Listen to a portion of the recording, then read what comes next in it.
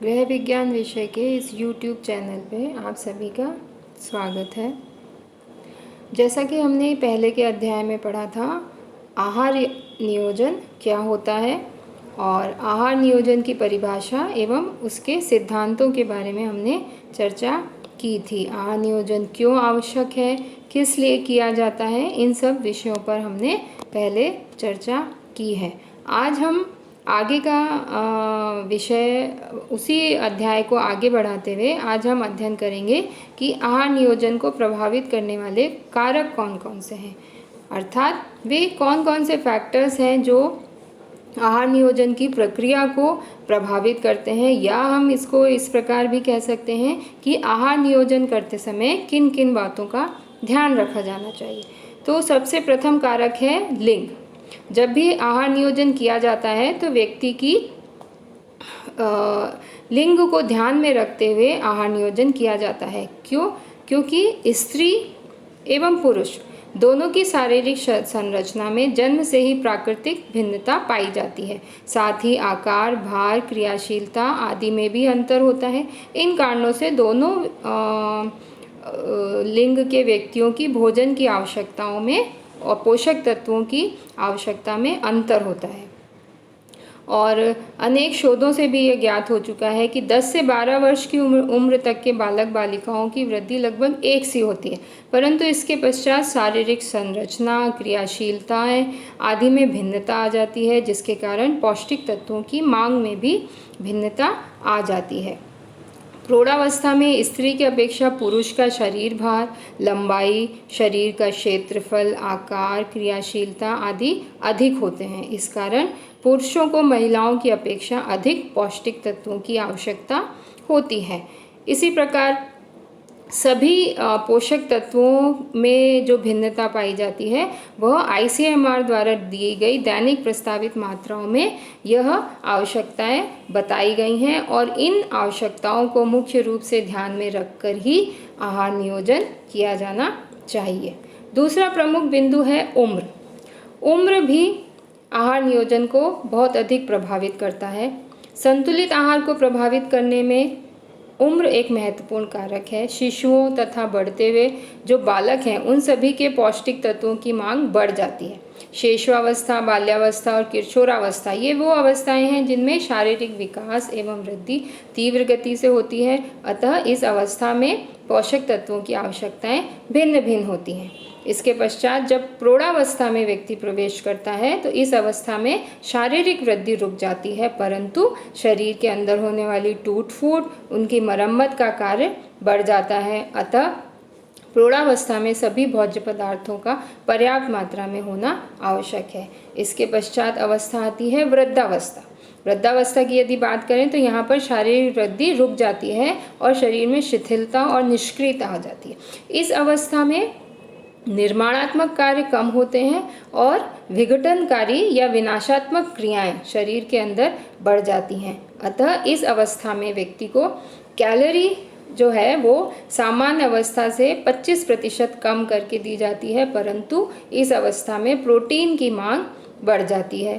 वृद्धावस्था में सुरक्षात्मक एवं शारीरिक निर्माणात्मक तत्वों की आवश्यकता अधिक होती है। तो इस प्रकार उम्र के अनुसार या उम्र के अनुसार जीवन जो पूरी लाइफ साइकिल को विभिन्न अवस्थाओं में बांटा गया है, और इन विभिन्न अवस्थाओं में पोषक तत्वों की मांग ICMR द्वारा अलग अलग बताई गई है, और उन आवश्यकताओं को ध्यान में रखते हुए आहार नियोजन किया जाता है। तीसरा महत्वपूर्ण बिंदु है शारीरिक क्रियाशीलता या फिजिकल एक्टिविटी। शारीरिक क्रियाशीलता का अर्थ है कि व्यक्ति किस प्रकार की क्रिया या किस प्रकार का शारीरिक श्रम कर रहा है। पौष्टिक तत्वों की मांग व्यक्ति की शारीरिक क्रियाशीलता पर निर्भर करती है, और शारीरिक क्रियाशीलता के आधार पर व्यक्ति को 3 कैटेगरीज में डिवाइड किया गया है। अधिक क्रियाशील व्यक्ति, जिनको हम हैवी वर्कर बोलते हैं। अधिक क्रियाशील व्यक्ति वे व्यक्ति होते हैं जो शारीरिक श्रम अधिक करते हैं और मानसिक श्रम उनका कम होता है। क्योंकि ये शारीरिक श्रम अधिक करते हैं, अतः इनके शरीर से ऊर्जा का एक्सपेंडिचर ज़्यादा होता है। अतः अगर ऊर्जा का व्यय ज़्यादा है तो ऊर्जा का इंटेक भी ज़्यादा होना चाहिए, तभी शरीर में एक संतुलन स्थापित हो पाएगा। इस श्रेणी के अंदर मजदूर, किसान, बोझा ढोने वाले जो लेबर क्लास व्यक्ति होते हैं वो, कुली, रिक्शा चलाने वाला व्यक्ति, पत्थर तोड़ने वाले व्यक्ति अर्थात जो श्रमिक वर्ग के अंदर व्यक्ति आते हैं, वह सब इन अधिक क्रियाशील व्यक्ति के अंतर्गत आते हैं। अतः जब इस श्रेणी के व्यक्ति के लिए आहार नियोजन किया जाता है तो इस बात का विशेष ध्यान रखा जाएगा कि इन्हें अधिक मात्रा में पोषक तत्वों की आवश्यकता है, अतः उन खाद्य पदार्थों का चयन इसमें किया जाए जो कम व्यय में अधिक पौष्टिक तत्व प्रदान कर सके। दूसरा वर्ग है मध्यम क्रियाशील व्यक्ति का। मध्यम क्रियाशील व्यक्ति वे व्यक्ति हैं जो हल्के फुल्के कार्य और घरेलू कार्यों को करते हैं, वे इस श्रेणी के अंतर्गत आते हैं। ये बहुत अधिक शारीरिक श्रम नहीं करते हैं और इनके लिए कम ऊर्जा उत्पादक भोजक तत्वों की आवश्यकता होती है। इसके अंतर्गत शिक्षक, गृहिणी, डाकिया, बस के कंडक्टर आदि इसके अंतर्गत आते हैं। तीसरा वर्ग है साधारण क्रियाशील व्यक्ति। ये वे व्यक्ति हैं जो ज़्यादातर मानसिक कार्य करते हैं, इनके पास शारीरिक श्रम बहुत ही कम होता है, अतः इन्हें साधारण क्रियाशील व्यक्ति को अधिक क्रियाशील व्यक्ति के कंपैरिजन में कम ऊर्जा की आवश्यकता होती है, क्योंकि इनके शरीर से होने वाला ऊर्जा व्यय भी कम होता है। इसके अंतर्गत वे व्यक्ति आते हैं जो ज़्यादातर ऑफिस में जॉब करते हैं, जिनका सिटिंग वर्क ज़्यादा होता है, जैसे डॉक्टर्स, बैंक के मैनेजर्स या बड़े बड़े ऑफिसेज या एमएनसीज में काम करने वाले अधिकारी जो कंप्यूटर के सामने बैठकर ज़्यादातर काम करते हैं। तो इस प्रकार शारीरिक क्रियाशीलता के आधार पर व्यक्ति को कितने वर्गों में बांटा गया?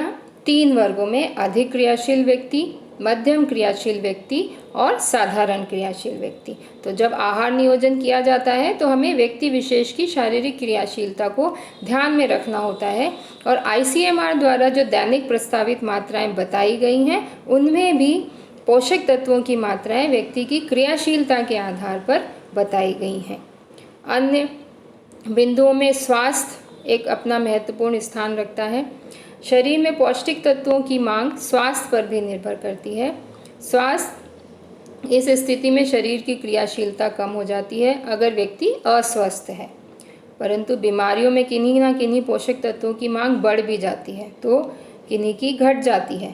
पहले लोगों का ऐसा विश्वास था कि बीमारी की अवस्था में व्यक्ति कम ऊर्जा की आवश्यकता होती है, परंतु जैसे आपने महसूस किया होगा, जैसे बुखार की अवस्था जब होती है तो बुखार में शरीर का ताप बढ़ जाता है। शरीर का ताप बढ़ने के साथ साथ बीएमआर भी बढ़ जाता है। बीएमआर होता है बेसल मेटाबॉलिक रेट।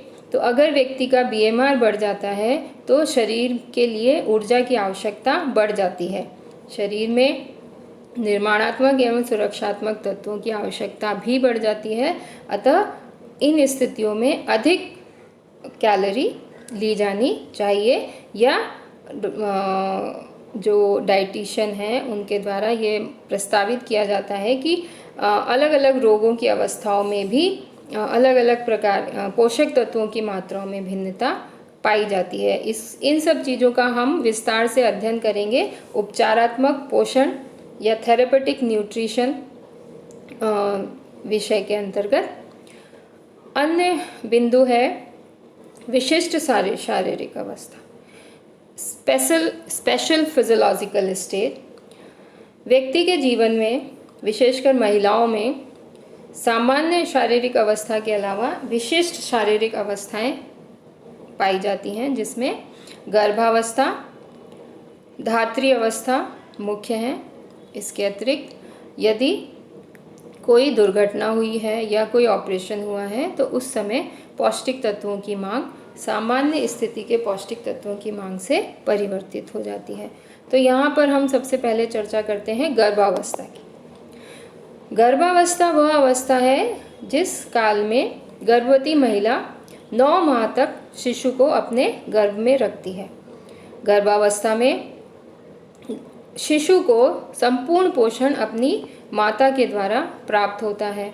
अतः इस अवस्था में गर्भवती माता को पोषक तत्वों की मात्राएं या गर्भवती माता के लिए पोषक तत्वों की आवश्यकताएं एक सामान्य महिला की अपेक्षा बढ़ जाती है। गर्भकाल में एक साथ ही 2 जीवों को पोषण होता है, इसलिए पोषक तत्वों की मांग बढ़ जाती है। यदि गर्भावस्था में माता को अपर्याप्त भोजन दिया जाए तो उसका सीधा प्रभाव उसके गर्भ में पल रहे शिशु पर होता है, क्योंकि यदि शिशु को पर्याप्त पोषण नहीं मिला तो शिशु का विकास अवरुद्ध हो सकता है, शिशु में जन्मजात बीमारियां हो सकती हैं, शिशु पूर्ण रूप से विकसित नहीं हो सकता है, मानसिक विकास उसका प्रभावित हो सकता है। अतः एक स्वस्थ शिशु को जन्म दे सके एक गर्भवती माता, इसके लिए अत्यंत आवश्यक है कि गर्भावस्था के दौरान उसे पर्याप्त मात्रा में भोजन, पर्याप्त मात्रा में पोषक तत्व प्राप्त हो। गर्भावस्था में हमारे भारतीय समाज में अगर देखा जाए तो 80% महिलाएं रक्त अल्पता से ग्रसित पाई जाती हैं। इसका मुख्य कारण है कि गर्भवती महिलाओं में लौह तत्व की कमी हो जाती है, और यदि गर्भवती माता में लौह तत्व की कमी हो जाती है तो उसका सीधा प्रभाव उससे होने वाले शिशु पर पड़ता है। अतः इस अवस्था में सभी पौष्टिक तत्वों को एक दिए गए अनुपात में या RDA में बताई गई जो मात्राएं हैं उतना मात्राएं गर्भवती माता को दिया जाना आवश्यक है। अन्यथा गर्भवती माता एवं शिशु दोनों ही पोषण न्यूनता जन्य बीमारी से ग्रसित हो सकते हैं। संभावना यह भी रहती है कि शिशु का भार कम हो जाता है, कम वजन का शिशु जन्म लेता है। तो इस प्रकार के अगर शिशु का जन्म होता है तो उसके शरीर की रोग प्रतिरोधक क्षमताएं भी कम हो जाती हैं। संभावना होती है कि इस प्रकार के शिशु कई प्रकार की बीमारियों से ग्रसित भी हो सकते हैं। अतः गर्भावस्था महिला के जीवन में की एक विशेष शारीरिक अवस्था है और इस अवस्था में पोषक तत्वों की मांग का पूरा होना बहुत ज़रूरी है, अर्थात अन्यथा इसका प्रभाव उसके शिशु पर होता है। दूसरी विशेष अवस्था है धात्री अवस्था, जिसको हम लैक्टेशन पीरियड कहते हैं। डिलीवरी के बाद जब शिशु का जन्म हो जाता है उसके पश्चात माता के स्तनों से दुग्ध स्रवण प्रारंभ हो जाता है। एक स्वस्थ सुपोषित माता के स्तनों से प्रतिदिन 500 से 1000 ml तक का दूध उत्पादन होता है, और अतः दूध उत्पादन हेतु पौष्टिक तत्वों की आवश्यकता होती है। और इस अवस्था में, धात्री अवस्था में, यदि पौष्टिक तत्व नहीं धात्री माता को प्रदान किए गए तो इससे दुग्ध उत्पादन कम हो सकता है और इसका सीधा प्रभाव शिशु के विकास पर हो सकता है। साथ ही साथ यदि कैल्शियम फास्फोरस की कमी शरीर में हो रही है तो इससे धात्री माता की जो हड्डियां हैं वो कमज़ोर हो सकती हैं। और हमारे इंडियन कम्युनिटी में ये देखा गया है कि आयरन और कैल्शियम ये ऐसे मिनरल्स हैं जिनकी कमी देखी जाती है और इसका सीधा प्रभाव महिलाओं के स्वास्थ्य पर पड़ता है। और प्रसव के पश्चात महिलाओं की हड्डियां कमज़ोर हो जाती हैं, उनके घुटनों में दर्द होने लग जाता है, और जैसे जैसे 45-50 की उम्र तक महिलाएं पहुंचती हैं तो वहां पर उनके घुटनों में दर्द, ऑस्टियोमलेशिया, ऑस्टियोपोरोसिस जैसी बीमारियां उनको लग जाती हैं। अतः इस प्रकार की बीमारियां नहीं हो, इसलिए आवश्यक है कि गर्भावस्था और धात्री अवस्था में विशेष रूप से भोजन का, विशेष रूप से पोषक तत्वों का ध्यान रखा जाए। तो ये कुछ बिंदु थे जो हम जब आहार नियोजन किया जाता है तो उस समय हमें इन बिंदुओं को ध्यान में रखकर आहार नियोजन करना चाहिए।